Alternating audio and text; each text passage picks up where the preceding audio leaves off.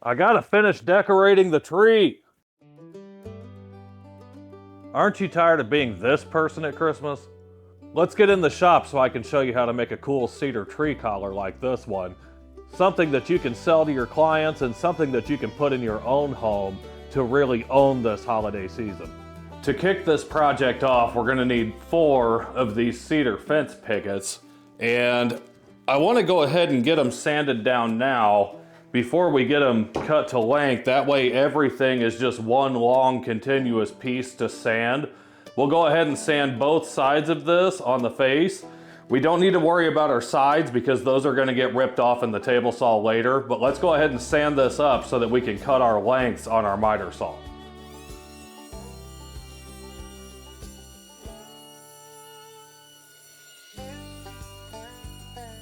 There you have it. We sanded down both faces, front and back. We left the saw marks. Don't go overboard with your sanding. You want to keep this as rustic as you can to keep that nice, warm, country kind of character that people are looking for with Christmas decor. Let's head over to the miter station after we get these other 3 sanded down, and we'll get these cut to our lengths.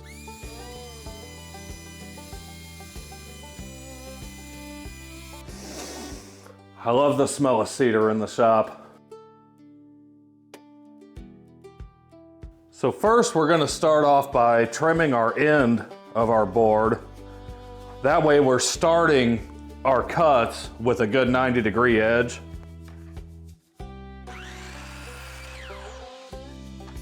Then we're going to come in and start cutting in 14-inch lengths.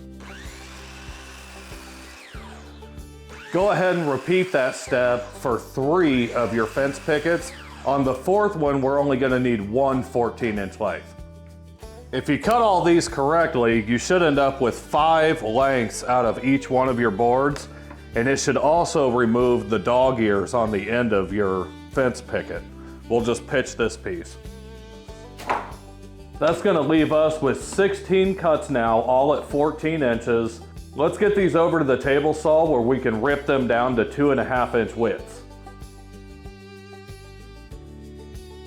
First, I want to set to where we're just cutting this far edge off, and then we can set at our 2-inch width, flip our boards around, and have that flat edge running down the fence.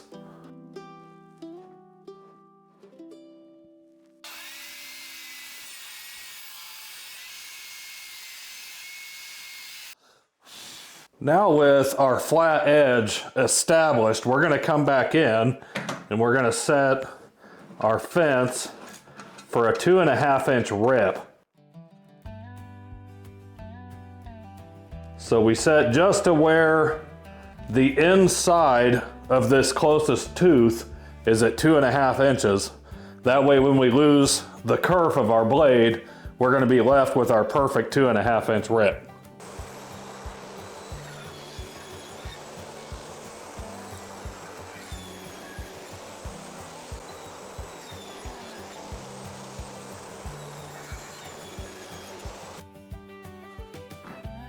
Now that the milling process is complete, we've got our glitter applied. Let me show you where the magic happens with this project.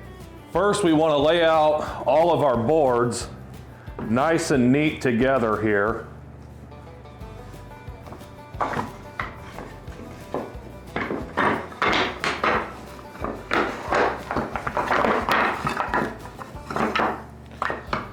That kind of went sideways.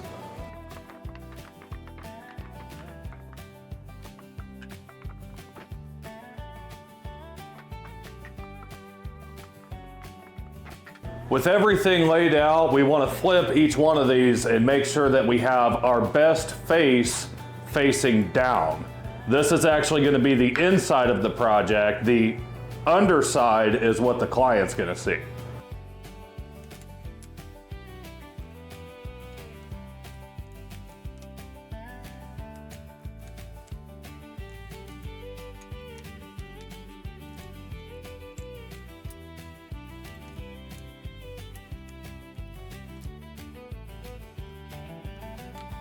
And then the last step of aligning these is making sure that the tops and bottoms are all flush to each other so that we have a nice even structure all the way across.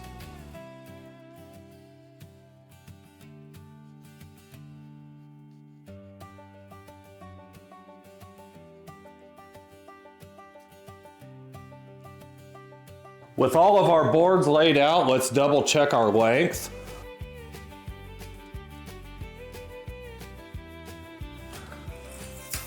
We're sitting right at 81 inches. If you love small projects like this and you're really interested in growing your brand, growing your woodworking business, or even just getting started, please do me a huge favor and subscribe to the channel. It really helps me with bringing you guys as much content as possible. Let's get back to the build. Now I've got this fabric that I pre-cut to a 14-inch width, and our length is just shy of touching the edges on each end. What I'm gonna do is come through and lay this out evenly on our boards. Right like that. Let's grab our staple gun. It doesn't really matter which kind of stapler you have. Mine is pneumatic, but if you have a manual stapler, or even if you don't have any kind of tool like that, there's small staples that you can buy and you can drive those in with a hammer. Don't feel like you need the top of the line tools for every single project you go to make. Starting with beginner tools is perfectly fine.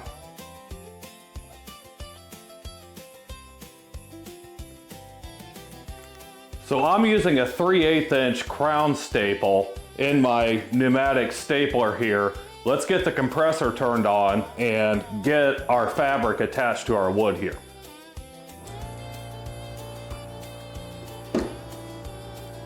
If you're interested in a wireless remote like this, I've got the compressor running in the other room behind me. You can see the hose comes out through the wall and is wound up and attached in here. That's so I don't have to deal with the noise of my shop compressor in the room that I'm working in. And a wireless transmitter like this works perfectly for turning it on and off and not having to go room to room. I'll provide a link to that down in the description if you'd like to pick one up.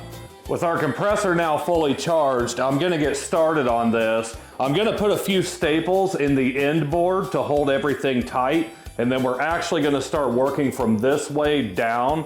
That way we can pull the tension on our fabric and keep everything as tight as possible while we're putting it all together. So start by rolling back your top edge about a 1/2 inch. And we're gonna put a staple right here in the very end. We'll follow that up with another staple right next to it. Let's do the same on this bottom side. Remember to keep everything pulled nice and tight.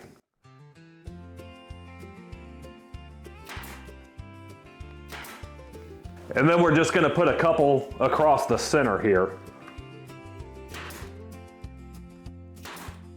We're just gonna pull our fabric while we're holding our edge of our wood here so that we know everything's nice and tight.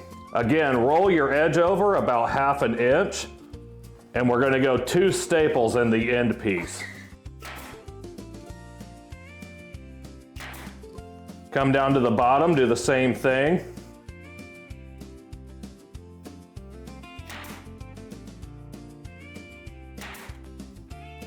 And a couple across the center. Now we can work our way down. We'll hit the entire top edge first, rolling that over a 1/2 inch. We'll come across the bottom and roll that up a 1/2 inch. And then we'll just put a few staples in each board across the center. That way we know that any of our tension on our fabric is gonna be nice and evenly distributed when we go to set this under the tree. We want this to be something that the family can hang on to for years. They can really cherish it. They can get it out every Christmas and make it a part of their family tradition.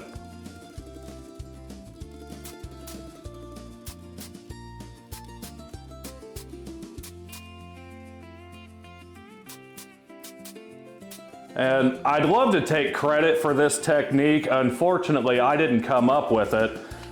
This is a technique used by furniture makers now for a long time. If you remember those cabinets from the 50s, 60s era that have the doors that you slide and it's got the individual slats of wood, they roll back into a track into the cabinet itself. This is how those doors work, how they put those doors together and what allows them their flexibility to roll along the track like that.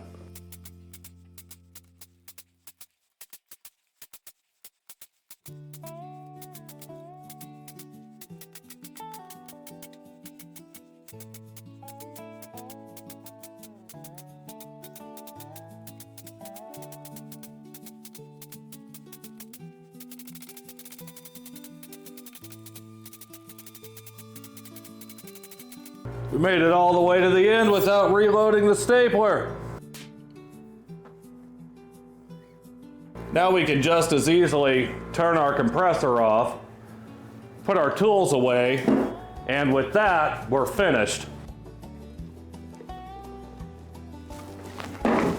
To show you how simply our project sets up, you're just gonna take it and form your circle right like that around your tree.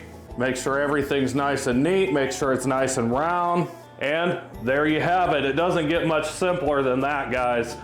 This is a really cool project that you can make. You can sell these online on Etsy or on Shopify. Take really great pictures to use with your marketing, and go ahead and throw it on your local Facebook marketplace as well. These are really great sellers. A lot of people are looking for other options from the traditional tree skirt that they've grown up with and been used to. This provides a more modern look, a more rustic appeal to their Christmas tree. Let me show you how easily this breaks down for your customer to store them away in a tote with their other Christmas decorations. And then we're gonna run through some numbers so that we can figure out what our cost and what our profit margins are. So to break it down, you're just gonna lay it back out flat, and then you're gonna take your entire project and roll it up nice and neat, just like a sleeping bag. And did you know that a sleeping bag you're not actually supposed to roll up? I found that out on social media the other day. I'm not sure what you're supposed to do instead of rolling it up. If anybody knows the answer to that, leave it down in the comments below. But apparently there's an easier way to store it. Unlike this, look how tight, look how neat that stores away. You could put this in a tote with all of your ornaments, with your tree garland. You could put your fake tree in there as well, I guess, and just keep everything together in one container. I ran the numbers on this, and with 4 cedar fence pickets, you're not actually using all 4. The last piece, remember, we only cut one 14-inch length off. But overall, for the cedar where I live, you're looking at about $12. Our fabric is actually an outdoor duck cloth. It's really thick, it's really durable, it's gonna stand the test of time for your customers. That cost us $3.50. Let's throw in an extra miscellaneous $1 just to cover our staple cost. You've got things like saw blades, your scissors that you use to cut the material that are eventually gonna need to be replaced. So we'll just keep an extra $1 in there for safe measure. That gives us a total of $16.50 for our cost. If I were to sell these, I would go to a craft and hobby show. I would hit some Christmas shows. You could even set up on the back of your truck with a sign that says Christmas decorations. It'll draw everyone in on the street that drives by. You're sure to sell out on these. And I would put a $50 price tag on it.